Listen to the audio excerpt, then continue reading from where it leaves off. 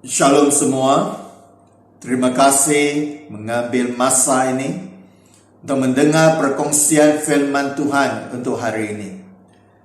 Diharapkan lewat perkongsian firman Tuhan ini, hati setiap pribadi yang mendengar perkongsian ini akan menerima suatu kekuatan, suatu dorongan yang baru dalam kehidupan pribadi kita.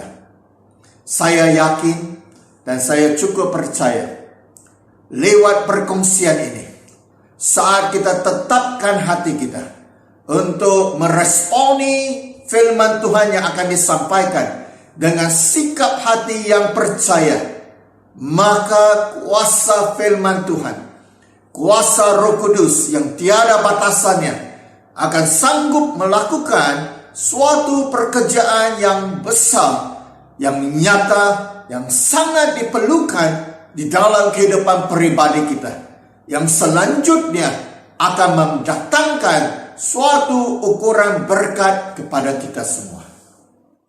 Tajuk perkongsian yang akan saya sampaikan hari ini ialah kesudahan manusia. Kesudahan manusia.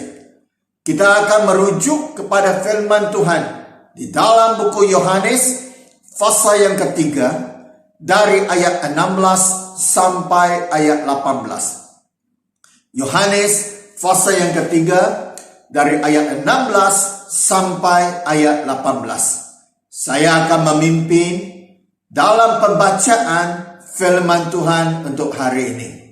Ayat 16 dalam buku Yohanes pasal 3 mengatakan, Allah sangat mengasihi orang di dunia ini, sehingga dia memberikan anaknya yang tunggal, supaya setiap orang yang percaya kepada anak itu tidak binasa, tetapi memperolehi hidup sejati dan kekal. Ayat 17. Allah mengutuskan anaknya ke dunia ini, bukan untuk menghakimi dunia, tetapi untuk menyelamatkan dunia ini. Terakhir sekali ayat 18.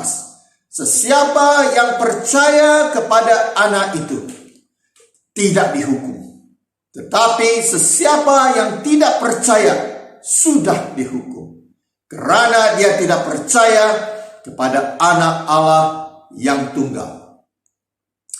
Firman Tuhan dari Yohanes pasal yang ketiga, ayat 16 sampai ayat 18 sangat penting untuk dorongan pribadi kita pada hari ini. Sama ada kita ini sudah menjadi orang yang percaya, yaitu orang Kristen, ataupun sama ada kita ini dalam perjalanan untuk mengenal siapakah itu Tuhan Yesus Kristus, dalam perjalanan untuk mengerti apa yang dilakukan oleh Tuhan Yesus Kristus untuk kita semua. Cukup penting firman Tuhan hari ini. Dan saya diyakinkan firman Tuhan ini saat kita memperolehi pengertian, maka ia akan memimpin kita untuk sanggup membuat suatu ketetapan, suatu langkah. Kalau kita yang dalam perjalanan untuk mengenal siapakah itu Tuhan Yesus Kristus, maka ia akan membantu kita untuk membuat suatu ketetapan, suatu persiapan hati untuk menerima, untuk mengangkat Tuhan Yesus Kristus sebagai Tuhan dan Juru Selamat pribadi kita. Jelas sekali dalam ayat 16 Yohanes pasal yang ketiga, kita akan mulakan perkongsian bertajuk kesudahan manusia dengan menjelaskan suara hati, menunjukkan kepada semua di antara kita yang mendengar perkongsian ini perasaan ataupun pandangan Tuhan, penerimaan Tuhan terhadap kita sebagai manusia. Dikatakan dalam ayat 16, Allah begitu mengasihi dunia ini, sehingga kan dia memberikan anaknya yang tunggal. Anaknya yang tunggal di sini dirujuk kepada Tuhan Yesus Kristus. Sebelum kita meneruskan perkongsian ini, saya mau kembalikan perhatian kita kepada firman Tuhan dalam permulaan ayat 16. Dikatakan begitu besar sekali, begitu luas sekali, begitu dahsyat sekali kasih Allah untuk dunia ini, sehingga kan dia sanggup melakukan sesuatu yang begitu besar untuk kita sebagai seorang manusia. Ada kemungkinan di antara kita yang mendengar perkongsian firman Tuhan ini masih lagi belum merasakan, ataupun orang bilang belum lagi secara pribadi menerima kuasa kasih Allah kepada kita.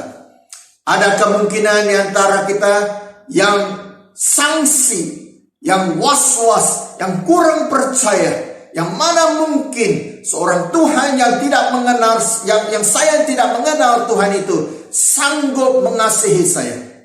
Nah, firman Tuhan jelas mengatakan di dalam bahagian hati Tuhan, tidak kira sama ada kita ini orang yang sudah percaya, tidak kira sama ada kita ini orang yang belum lagi percaya, tidak kira sama ada kita ini kurang mempunyai suatu pengertian, mana mungkin Tuhan ini mengasihi saya yang tidak seberapa ini. Tidak kira apapun latar belakang kita, tetap di dalam hati Tuhan, tetap di dalam pemikiran Tuhan, tetap di dalam perasaan Tuhan, tetap di dalam pekerjaan Tuhan, di dalam kehidupan manusia. Dia sudah duluan mengasihi setiap di antara kita di sini. Tiada seorang pun manusia yang boleh menghalang Allah kita, Tuhan kita, untuk membuat suatu ketetapan untuk mengasihi kita. Selanjutnya, kalau kita terus melihat firman Tuhan di dalam bahagian Alkitab yang lain, ia jelas mengatakan bahwa kasih Tuhan sepertinya tiada batasan, tiada kekurangan. Tiada yang boleh mempengaruhi Tuhan untuk tidak mengasihi kita. Dan saya sangat bersyukur. Dan saya pikirkan kita ini sungguh diberkati. Kerana sudah duluan dilayakkan untuk menjadi penerima-penerima kasih luar biasa surgawi daripada Tuhan kita. Nah, ini dorongan saya kepada setiap di antara kita. Ada yang sudah pun merasakan kasih Tuhan secara pribadi. Ada yang masih belum lagi mengalami kasih Tuhan secara pribadi.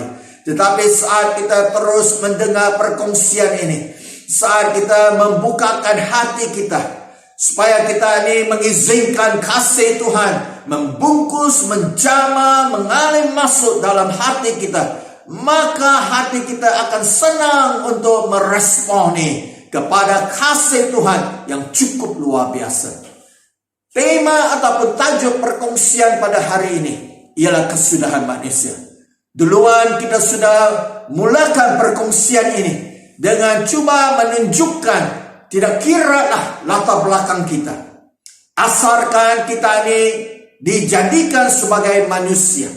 Tidak kira sama ada kita datang dari keluarga yang orang bilang sempurna, adapun keluarga yang kurang sempurna, keluarga yang berpecah, adapun kita datang daripada latar belakang yang sulit, yang sukar, latar belakang yang senang, adapun kita datang daripada suatu pemikiran yang menganggap diri kita ini sudah di luar batasan untuk diselamatkan. Tiada apa-apa yang boleh dilakukan untuk membantu pribadi kita lagi.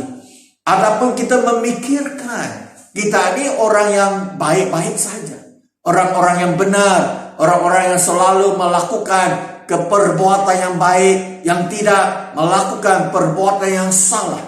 Nah, tidak kiralah dimanapun status kita, dimanapun kedudukan kita, daripada apapun situasi yang nyata sekali ditetapkan dalam hati Tuhan, di dalam pemikiran Tuhan, di dalam kehendak Tuhan, Dia sudah duluan mengasihi kita dengan kasih yang tiada batasannya. suatu yang akan membawa berkat kepada kita.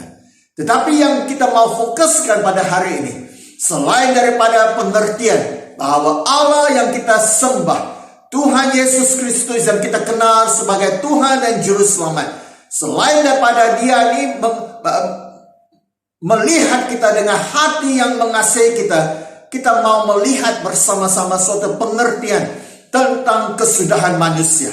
Daripada buku Yohanes pasal yang ketiga, ayat 16 sampai ayat 18 akan disampaikan, akan dihuraikan 3 kesudahan manusia yang asas. Dan saya rasakan saat kita memperolehi suatu pengertian yang asas tentang 3 kesudahan manusia ini, maka pasti akan terjadi suatu persiapan, suatu kerelaan, suatu hati yang sanggup, yang mau mengambil langkah. Kalau kita dalam perjalanan untuk mengenal siapakah itu Tuhan Yesus Kristus, sudah pasti pada penghujung perkongsian firman Tuhan ini, saat kita sudah bersedia untuk mengenal, menerima Yesus Kristus sebagai Tuhan dan Juru Selamat kita nanti, ada 3 pengertian tentang kesudahan manusia yang mau saya sampaikan dalam perkongsian firman Tuhan hari ini. Yang pertama, kesudahan manusia yang pertama. Kesudahan manusia yang pertama ialah begini: kematian itu suatu kepastian. Kematian itu suatu kepastian. Kita lihat dalam Yohanes pasal yang ketiga, ayat 16. Walaupun permulaan ayat 16 menggambarkan betapa besarnya kasih Allah terhadap kita, betapa luar biasanya, betapa dahsyat hebatnya kasih Tuhan untuk setiap pribadi, termasuk kita-kita yang mendengar perkongsian ini. Tetapi seterusnya, ayat 16 dan seterusnya menunjukkan kepada kita bahwa ada sesuatu yang akan terjadi kepada manusia sesudah mereka meninggal dunia nanti. Jadi sudah tentu kematian itu ialah suatu kepastian. Tidak perlu pun kita ini diberitahu tentang hakikat ini daripada Alkitab, daripada firman Tuhan. Sebagai manusia yang masih hidup, kita seringkali mendengar, berhadapan dengan berita kematian. Kalau bukan di kalangan ahli keluarga kita, maka di kalangan saudara mara kita, di kalangan teman-teman sahabat-sahabat kita, ataupun di kalangan masyarakat, ataupun orang-orang di sekeliling kita yang mungkin kita tidak kenal secara pribadi. Dikatakan pada setiap masa di seluruh dunia ini pasti ada yang akan meninggal dunia. Nah, jadi di sini jelas di dalam pengertian kita sebagai manusia, kita sudah tentu akan berhadapan dengan kematian. Persoalan yang perlu kita pikirkan untuk hari ini ialah begini: apakah yang akan terjadi selanjutnya selepas kita menghembuskan nafas kita yang terakhir? Setelah kita ini sudah tidak berada di dunia fisikal ini, maka apakah yang akan terjadi kepada kita? Ayat 16 memberikan kita suatu pengertian bahwa ada suatu kehidupan yang selanjutnya selepas kematian kita. Sepertinya yang menggambarkan kepada kita sesudah kita meninggalkan tubuh badan fisikal ini, sesudah kita kehilangan nafas, sesudah kita berhadapan dengan maut, maka kita akan masuk ke dalam suatu kehidupan yang baru. Karena dikatakan kita ini ada suatu roh. Bila Tuhan mencipta manusia, benar dari segi luaran kita kelihatan seperti manusia yang berjasad, yang berfisikal. Tetapi di dalam tubuh badan fisikal ini, dikatakan dalam firman Tuhan ada suatu roh pribadi kita. Dan sesudah kita meninggal dunia, walaupun secara fisikal, secara jasadnya, daging kulit kita ini akan dikatakan tidak lama kemudian akan orang bilang kehilangan daripada dunia ini, meruput. Tetapi dari segi roh kita, ia akan berterusan. Ada kehidupan yang selanjutnya, dikatakan di situ kehidupan yang berkekalan. Nah, saya mau membangkitkan suatu ayat yang cukup penting, yang kalau kita dengar cukup kemungkinan membawa suatu kekhawatiran, suatu bentuk ketakutan. Bukan maksud saya untuk menakut-nakutkan kita yang mendengar perkongsian firman Tuhan pada hari ini. Tetapi tujuan saya untuk membawa suatu kesedaran bahwa lewat firman Tuhan dalam buku Ibrani pasal yang ke-9 ayat 27 yang mengatakan begini, bahwa adalah ditetapkan, sudah ditetapkan, tidak ada orang yang boleh nafikan. Kita mungkin mau coba hidup secara berkekalan dalam bentuk jasad fisikal ini, tetapi mustahil. Ibrani 9:27 mengatakan sudah ditetapkan untuk setiap manusia untuk mati sekali. Mati, dan selepas itu berhadapan dengan penghakiman. Yang menjadi suatu kepastian ialah maut. Suatu yang tidak mungkin boleh kita elakkan. Kita mungkin coba untuk panjangkan umur kita. Harus kita panjangkan umur kita. Lakukan gerakan-gerakan, usaha-usaha, hidup secara sehat. Kita makan makanan yang sehat contohnya. Tetapi bila sudah sampai waktunya, kematian tetap pasti terjadi. Kesudahan manusia yang pertama ialah maut pasti terjadi. Tetapi dikatakan sesudah kematian akan terjadi suatu lagi peristiwa terhadap roh kita. Kejadian yang dimaksudkan dalam Ibrani pasal yang ke-9 ayat 27 ialah kejadian penghakiman. Kita akan dihakimi. Lewat penghakiman itu kita akan ditetapkan sama ada kita ini akan meneruskan kehidupan kekal kita dalam roh kita itu bersama dengan Tuhan dalam hadirat Tuhan di surga. Itu yang sebetulnya menjadi pilihan manusia.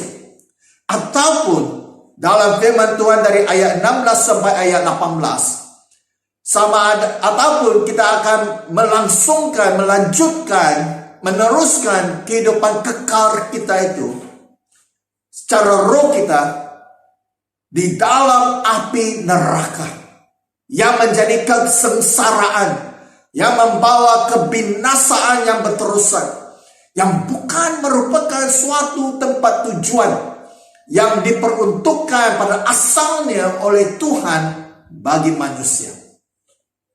Jadi penting sekali perkongsian firman Tuhan untuk pengertian setiap pribadi hari ini. Maut tetap pasti, tetapi yang kita mau lakukan ialah, mau perhatikan untuk hari ini ialah, di manakah tujuan kita sesudah kematian kita? Di manakah kesudahan kita nanti? Adakah kita akan diselamatkan ataupun adakah kita akan dibinasakan? Keputusan ataupun ketetapan sama ada kita akan diselamatkan, orang bilang, ataupun kita akan mengalami kebinasaan roh kita dalam api neraka. Ketetapan itu akan ditentukan oleh kita secara pribadi saat masa kita masih hidup. Saat kita masih hidup, selagi kita masih hidup, selagi kita mempunyai kesempatan, peluang untuk menentukan di manakah kesudahan kita nanti. Keputusan kita, cara kita hidupkan kehidupan kita, cara kita langsungkan kehidupan kita akan menjadi faktor penentu, akan menjadi suatu kepastian untuk kita sama ada kita akan hidup kekal di surga yang seharusnya menjadi pilihan kita semua yang waras, ataupun kita akan hidup kekal di neraka yang akan mengalami kebinasaan yang dahsyat sekali. Sesudah kita meninggal dunia, maka kita sudah dihilangkan kesempatan untuk membuat keputusan. Saat kita masih lagi hidup, saat itulah kita diberikan peluang. Saat itulah kita diberikan kesempatan. Contohnya kesempatan yang kita perolehi pada hari ini. Kesempatan untuk mendengar perkongsian firman Tuhan hari ini. Yang mengatakan selepas kita mati, kalau sebelum itu kita sudah ada menerima Yesus Kristus sebagai Tuhan dan Juru Selamat kita, maka kita pasti sudah ditetapkan akan memperolehi hidup yang kekal di surga nanti. Jadi saudara dan saudari, ini dorongan saya untuk setiap pribadi. Mari kita ambil berat, mari kita ambil peduli, mari kita perhatikan tentang kehidupan kita bukan saja hari ini, tetapi selanjutnya nanti. Dan saya sangat diyakinkan bahwa suara hati Tuhan, dia tidak langsung mau ataupun langsung mau inginkan sesiapapun mengalami kebinasaan ini. Ini ialah kesudahan manusia yang pertama. Maut itu adalah kepastian. Yang kedua, daripada firman Tuhan di dalam buku Yohanes pasal yang ketiga ayat 16 sampai ayat 18. Kesudahan manusia yang kedua begini: Tuhan rindukan keselamatan terjadi. Tuhan rindukan keselamatan terjadi. Tuhan rindukan supaya pribadi-pribadi yang mendengar perkongsian ini menerima keselamatan yang diizinkan, yang dibawa oleh Tuhan kita untuk manusia. Dan dikatakan dalam ayat 16, ayat 17, ayat 18. Sudah sangat terang, sudah sangat nyata bahwa perancangan Tuhan, kehendak Tuhan ialah supaya tiada seorang pun manusia yang ditinggalkan, yang tidak akan dilayakkan untuk menerima keselamatan.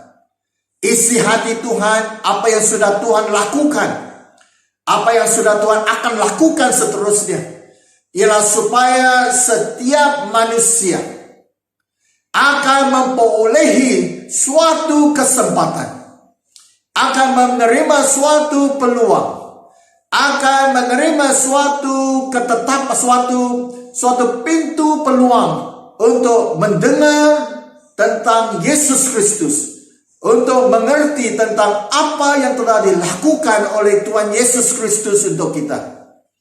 Sesudah peluang itu diberikan, adalah pengharapan, adalah menjadi suatu tanggung jawab kita sebagai manusia untuk membawa suatu respon, untuk membawa suatu ketetapan kepada Tuhan. Persoalan kita, kenapa Tuhan mau supaya setiap pribadi diselamatkan? Banyak di antara kita kemungkinan sukar untuk mengerti kenapa Tuhan, pencipta manusia, pencipta kita, sanggup melakukan perkara-perkara yang harus dilakukannya semata-mata untuk kita manusia ini. Kita ini sudah sering menggagalkan Tuhan. Kita ini sudah sering berdosa kepada Tuhan. Kita ini sering tidak setia kepada Tuhan. Kita sering melakukan hal-hal yang jahat.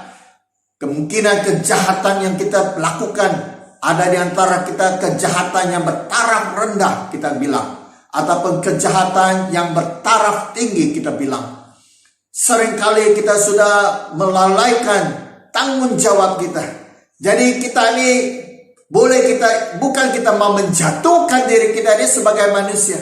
Tetapi kalaulah kita ini mengambil masa untuk ikhlas merenungkan kehidupan pribadi kita. Nyata sekali kita ini orang yang sudah jauh berdosa. Dan karena kita ini orang yang sudah berdosa, karena kita ini orang yang sudah melanggar perintah Tuhan, tidak kiralah kita ini orang Kristen ataupun orang bukan Kristen. Asalkan kita ini sudah melanggari hati Tuhan, melanggari perintah Tuhan, maka ada akibat-akibat yang harus kita tanggung nanti. Kita cukup mengerti setiap negara kita termasuk juga Malaysia, kalau kita melanggar undang-undang negara kita, ada undang-undang yang melibatkan hukuman yang ringan. Kalau jenayah itu jenayah yang ringan, maka kemungkinan hukuman yang ringan. Kalau jenayah itu jenayah yang berat, contohnya pengambilan dada ataupun pemilikan dada ataupun penculikan ataupun pembunuhan, maka hukuman yang akan dijatuhkan itu cukup berat setimpal dengan jenayah tersebut.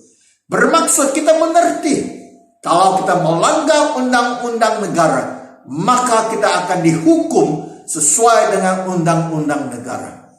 Ramai yang tidak mengerti, bukan saja kita ini seringkali melanggar undang-undang negara, kita ini juga melanggar undang-undang moral, orang bilang.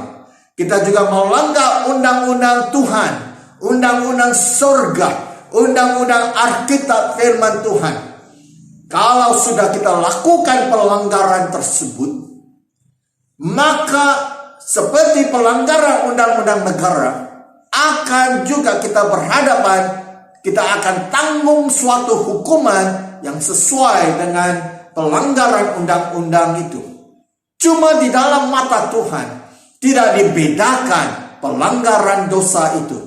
Tidak dikatakan yang kalau dosa yang kecil dilepaskan, dosa yang besar akan disabitkan hukuman nanti.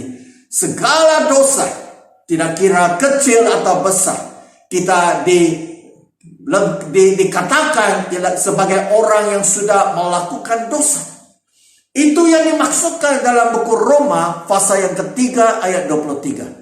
Setiap manusia sudah berdosa dikatakan. Maka karena setiap manusia sudah berdosa, kita terpaksa, bukan karena Tuhan yang menjadikannya begitu, tetapi karena dosa kita harus berhadapan dengan hukuman. Dan hukuman itu berat sekali. Jangan kita pandang ringan pada hukuman itu. Jangan bilang kita, saya tidak mau percayalah pada cerita-cerita begini. Jangan kita ambil risiko untuk menidakkan hukuman ini. Dikatakan hukuman ini ialah maut di neraka. Bermaksud sesudah kita mati nanti. Kesudahan manusia pasti maut itu ialah suatu ketetapan. Sesudah kita mati nanti, jangan kita ambil ringan bahwa kalau kita ini ada dosa, jangan kita ingat itu ialah cerita-cerita saja bahwa kita akan dihukum dalam api neraka. Itu merupakan suatu risiko yang jangan sama sekali kita ambil. Pastikan kita tetapkan hati kita mendengar seterusnya dengan jelas. Maka inilah sebabnya, karena dosa manusia, karena bila kita sudah berdosa, saya percaya setiap di antara kita paling kurang pun pernah menipu. Paling kurang pun kita ini pernah mencuri lah, orang bilang. Ada di antara kita mungkin lebih berat lagi kesalahan kita. Maksud saya begini, tidak kira siapapun di antara kita, anak yang kecil pun, datuk kita, nenek kita yang sudah berumur pun, setiap di antara kita sudah pun berdosa. Dan hakikatnya begini, kita ini manusia tidak boleh selamatkan diri kita. Cobalah kita selamatkan diri kita. Cobalah kita lakukan apa saja untuk selamatkan diri kita dari api neraka. Mustahil. Hanya Tuhan yang menentukan, yang mencipta kita, yang menentukan hukuman itu.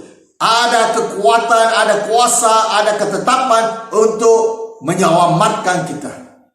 Sebab kita yang melanggar undang-undang Tuhan, firman Tuhan, ketetapan Tuhan, maka hanya Tuhan yang menentukan caranya kita diselamatkan. Dan hanya Tuhan yang ada kuasa untuk menyelamatkan kita. Bermaksud di sini saudara dan saudari yang saya kasihi.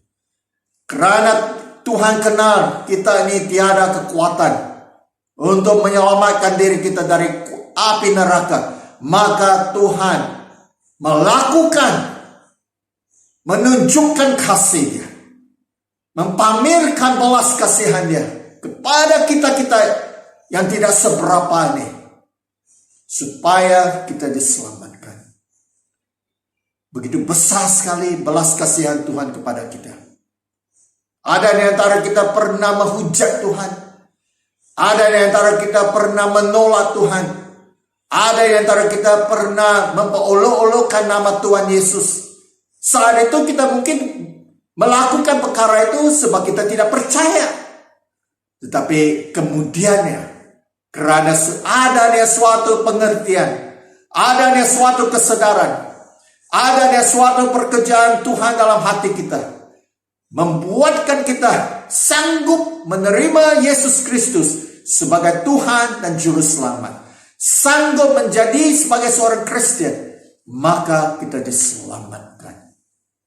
Puji Tuhan. Hari ini dorongan saya ialah supaya hati kita terbuka. Mengerti kita ini sudah berdosa. Mengerti tiada kekuatan langsung dalam pribadi kita untuk menyelamatkan diri kita daripada api neraka sesudah kita berhadapan dengan maut nanti. Itu yang kedua. Yang pertama, kesudahan manusia yang pertama, maut, kematian itu suatu kepastian. Yang kedua, Tuhan inginkan setiap manusia diselamatkan. Kita boleh diselamatkan dan kita akan diselamatkan. Yang ketiga, tentang kesudahan manusia. Dan selepas ini, kita akan berdoa bersama-sama. Kesudahan manusia ialah begini. Tuhan sudah tetapkan jalan keselamatannya. Tuhan sudah tetapkan jalan keselamatan. Dari ayat 16 sampai ayat 18. Firman Tuhan mengatakan Allah telah mengutuskan anaknya yang tunggal, yaitu Yesus Kristus.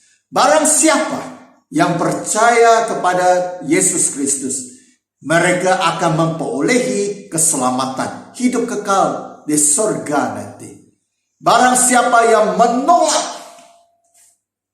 yang menafikan, yang meninggalkan, yang keraskan hati, yang tetapkan hati untuk tidak percaya kepada Yesus Kristus, maka mereka akan binasa di dalam neraka nanti. Saya punya hati mau melihat tiada seorang pribadi pun yang mendengar perkongsian ini akan keraskan hati untuk menolak Yesus Kristus. Sebaliknya, kerinduan saya lewat firman Tuhan, lewat pengertian hari ini, ialah supaya setiap orang yang mendengar firman Tuhan yang disampaikan hari ini akan menerima keselamatan yang datang hanya daripada Yesus Kristus.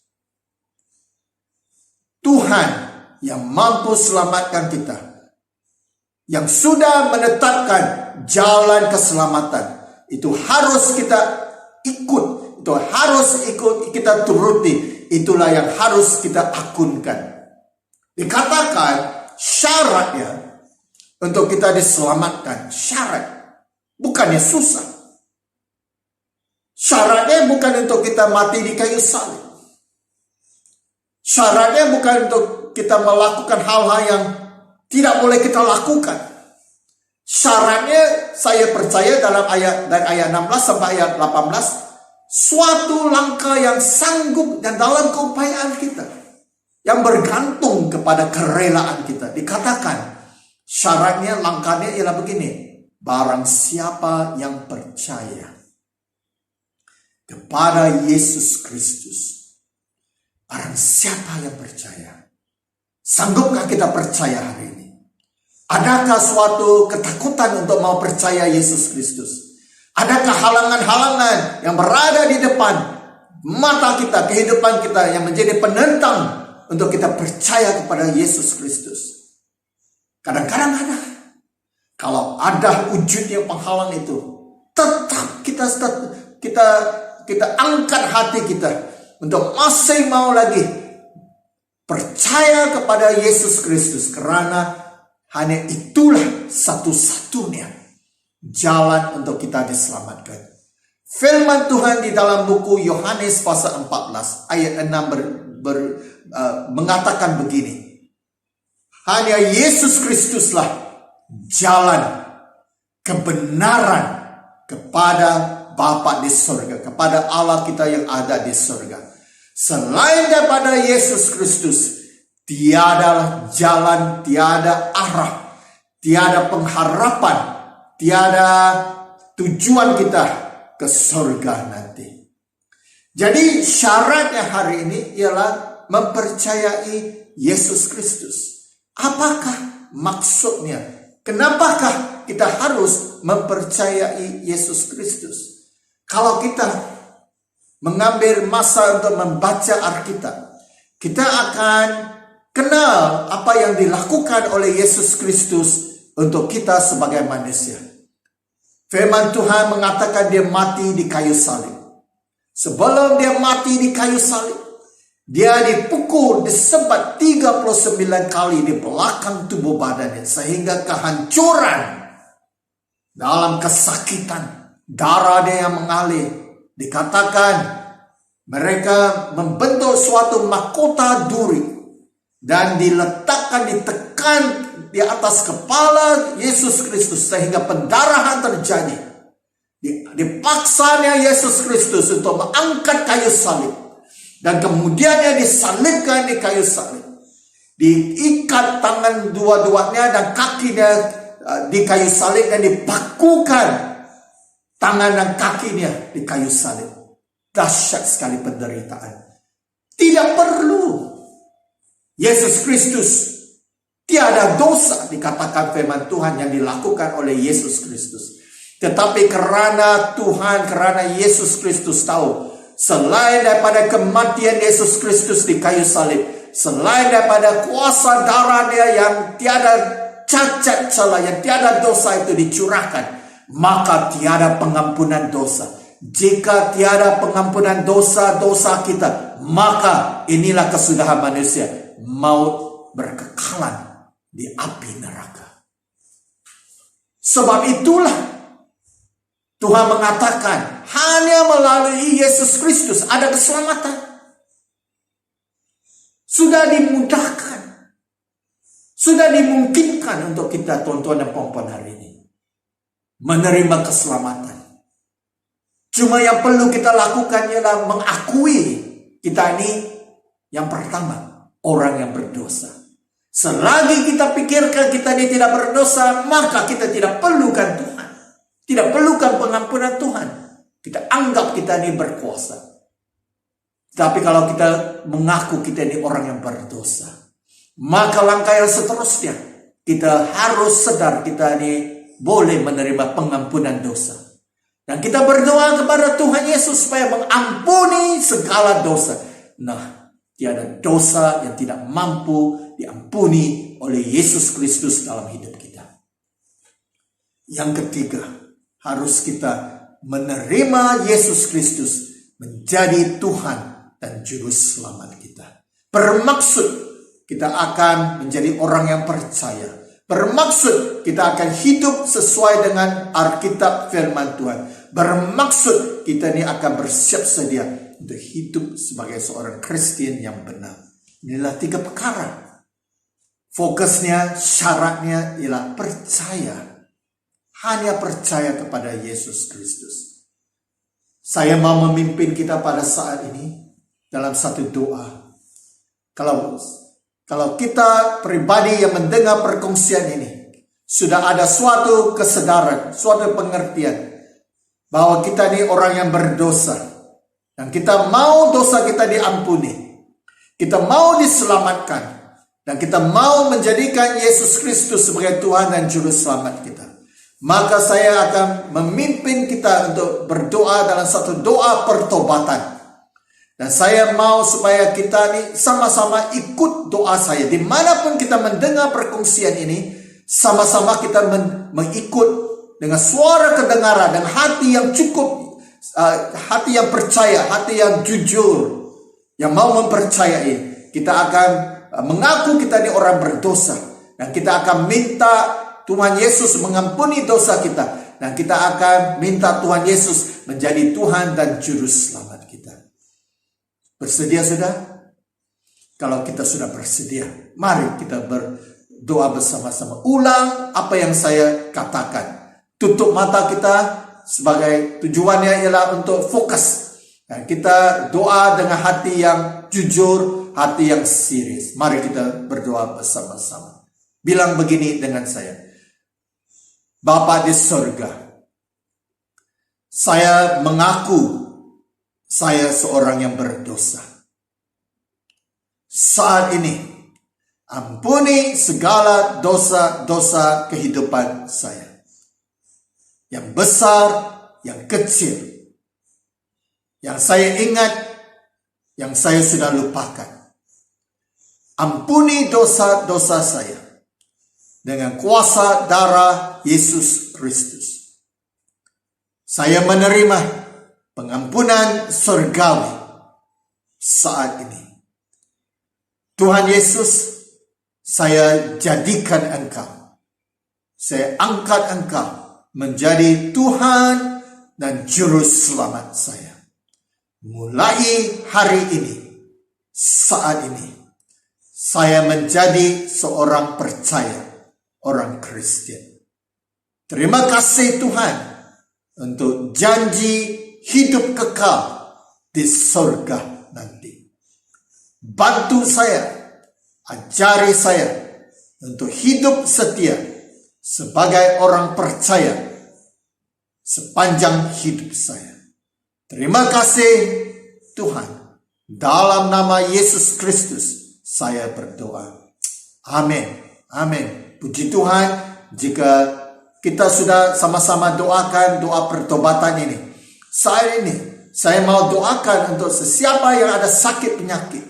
Jika kita ada sakit penyakit di tubuh badan kita, dimanapun dari kepala sampai ke tapak kaki. Saat sebelum saya doakan, saya minta kita supaya meletakkan tangan kita di bahagian tubuh badan yang ada kesakitan tersebut. Dan saya akan doakan kuasa penyembuhan Tuhan Yesus mengalir dalam kehidupan kita. Lewat bilo-bilo Yesus Kristus, saya percaya kita akan memperolehi pemulihan. Nah, sesudah kita didoakan, jika kita merasakan ada pemulihan, ada kesembuhan, ataupun kita sudah doakan tadi doa pertobatan, maka dengan pantas sekali kita hubungi gembala kita, pastor gereja kita. Pantas sekali kita hubungi teman-teman kita yang forward video rekaman khotbah ini kepada kita.